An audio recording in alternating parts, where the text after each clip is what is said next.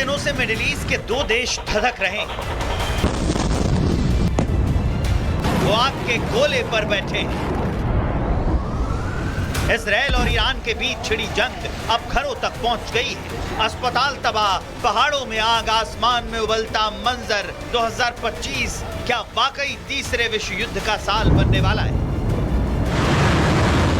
एक तरफ इजराइल का ऑपरेशन राइजिंग लायन और दूसरी तरफ ईरान का ट्रू प्रॉमिस 3 ऑपरेशन। ये वो मिशन है जिसके जरिए अब दोनों देश तबाही मचा रहे हैं। नए वीडियो में देखा जा सकता है कि कैसे ईरान एक के बाद एक इजराइल की तरफ मिसाइलें कर रहा है, ड्रोन से इजराइल को निशाना बना रहा है। ईरानी हमलों को देखते हुए इजराइल ने भी उतना ही तेज पलटवार किया। रश्त के सेफिट रोड औद्योगिक पार्क पर लगातार 4 धमाकों से दहला दी। गोरगन शहर की इन तस्वीरों को देखिए, जहां इजराइल ईरान पर हमले कर रहा था तो दूसरी तरफ ईरानी डिफेंस सिस्टम इजरायली मिसाइलों को हवा में ही नष्ट कर रहे थे। सिर्फ मिसाइल ही नहीं, इजराइल ने ईरानी ड्रोन को भी हवा में मार गिराया। तेहरान को टारगेट कर जब इजराइल ने ड्रोन से हमला किया तो शूराबाद इलाके में आसमान में ही ड्रोन तबाह कर दिया। वहीं इजराइल की वायुसेना और नौसेना ने सैकड़ों ईरानी यूएवी को बेअसर कर दिया। आसमान में इजरायली ताकत का सबसे बड़ा प्रदर्शन देखने को मिला जब हवा में ईरान के 95% से ज्यादा ड्रोन और मिसाइलों को तबाह कर दिया गया।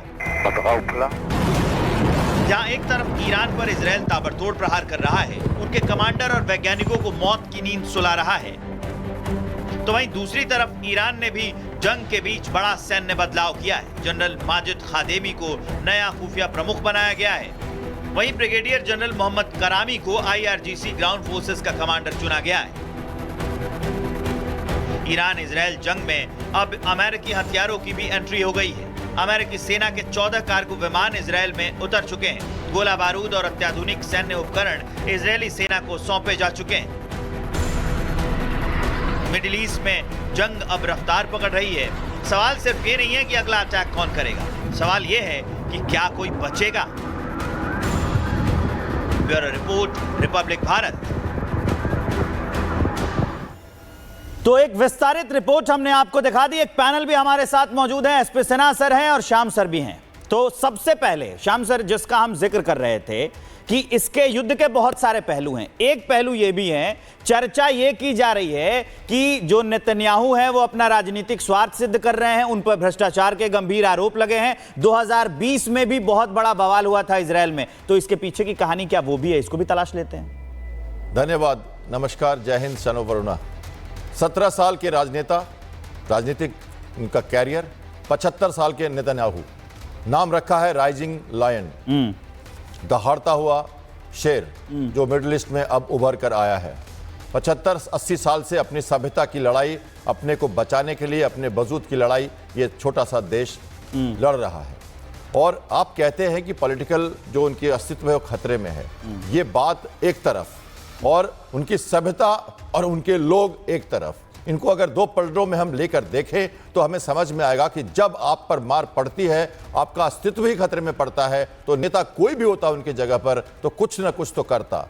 और ये बड़ा डिसीजन इसलिए लेना पड़ा है उन्हें कि उन्होंने कहा है कि बुराई की धुरी है ईरान, उसको मिटाना है। और अगर हम पहले उसके रूट कॉजेस को के पहले हमने उसके जो टेंटिकल्स हैं उनको हटाया, HHH, तो अब समय आया है, यही समय है, सही समय है।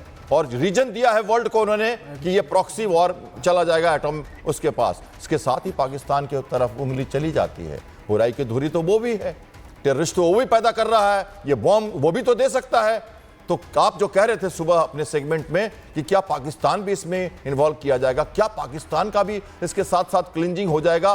क्यों ये मुनीर, फील्ड मार्शल मुनीर कुछ सभ्यता की बातें सडनली करने लगे हैं? क्यों व्हाइट हाउस में उन्होंने कह दिया कि मोदी ने बहुत अच्छी बात की है, मोदी ने भारत को एकजुट कर दिया, इस लड़ाई ने जो हम देखते थे बचपन में मुहर्रम में हिंदू मुस्लिम एक साथ पाकिस्तान में, वो अब होगा, मैं वही दिन चाहता हूं। ऐसी बातें क्यों कर रहे हैं मुनीर? क्या मतलब है? ये ट्रंप ने, बड़ा ट्रंप पे तो कुछ नहीं खेल दिया है। ईरान के बाद पाकिस्तान की भी तो एटम बॉम्ब की क्लिंजिंग नहीं होने वाली है चुपचाप। या अटैक से हो या चुपचाप हो नेगोशिएशन से, वो खुद ना कह दें कि अब ये सब बम हमें नहीं चाहिए, गलत हाथों में जाएगा। बड़ी बात, अजीब सी बात कर रहा हूं मैं, और आपने प्रश्न किया था उसका उत्तर भी दे रहा हूं कि ये जो इंसान है इसने लड़ाई लड़ी है अपने वजूद के लिए, सभ्यता के लिए, और विश्व को बड़ा मैसेज है, इसलिए ही कोई सामने नहीं आ रहा। और ये जो कहता है ईरान कि मुझे इजराइल को खत्म करना है, एक सभ्यता को खत्म करना है, इस पर भी कोई साथ नहीं दे रहा। तो दोनों इतने अच्छे से लड़ रहे हैं। अब बात आई कौन मरेगा, कैसे होगा। देखिए, इजराइल को झेलना पड़ेगा। ये जो युद्ध है उसमें जो भयावन देख रहे हैं आप, जो डैमेजेस, इजराइल को झेलना पड़ेगा। 2 हफ्ते का समय उन्होंने मांग लिया। रशिया चाइना कहने लग गया कि युद्ध बंद कर दो। तो आपको क्या लगता है इजराइल सस्टेन करेगा? और करना पड़ेगा जो भी हो। और ईरान के सिर्फ ईस्टर्न वेस्टर्न सेक्टर में लड़ाई हो रही है, अभी पूरा का पूरा ईस्टर्न सेक्टर खाली है। धीरे धीरे वो ईस्ट की तरफ जा रहे हैं। अब आप बात करोगे बंदर अब्बास की, अब बात करोगे चाबार पोर्ट की, अब बात करोगे गल्फ की, अब सब वहां जाएगी बातें धीरे धीरे, लेकिन चलेगा। और उनको 2 ही दिन में कहते हैं खत्म करो इजराइल, वो भी प्रेशर टैक्टिक्स है।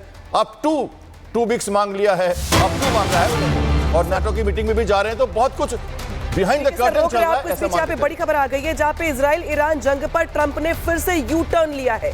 अब ईरान पर हमले का फैसला अगले 2 हफ्तों में लेंगे ट्रंप। व्हाइट हाउस की प्रवक्ता का बड़ा बयान सामने आया है। 2 हफ्ते तक कूटनीतिक रास्ता अपनाएंगे ट्रंप। ईरान को परमाणु डील के लिए 2 हफ्ते का समय दिया गया है व्हाइट हाउस की ओर से।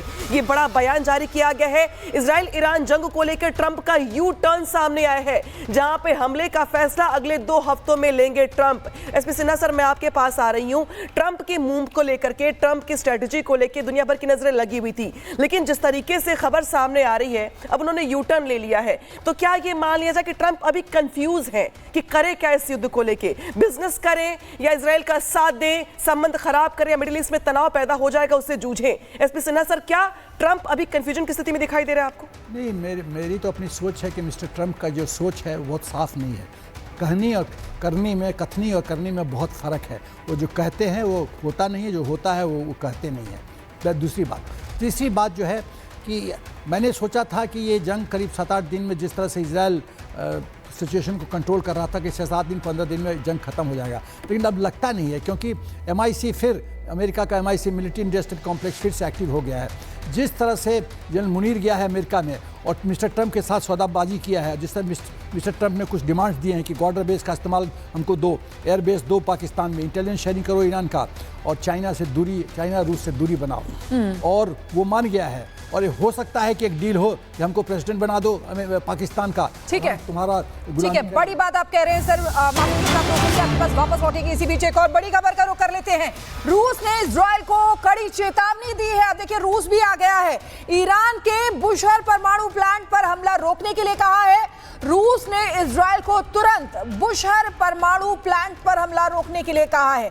बुशहर में रूस के परमाणु वैज्ञानिक मौजूद हैं। रूस कह रहा है कि बुशहर परमाणु प्लांट सिविल न्यूक्लियर प्लांट है और यहां रूस के वैज्ञानिक मौजूद हैं, इसलिए इजराइल तुरंत यहां पर हमला बंद करे। तो देखिए, अब रूस की एंट्री हो गई है। इधर अमेरिका लगातार उसकी एंट्री पहले ही हो चुकी है, अब रूस की एंट्री भी यहां पर हो चुकी है।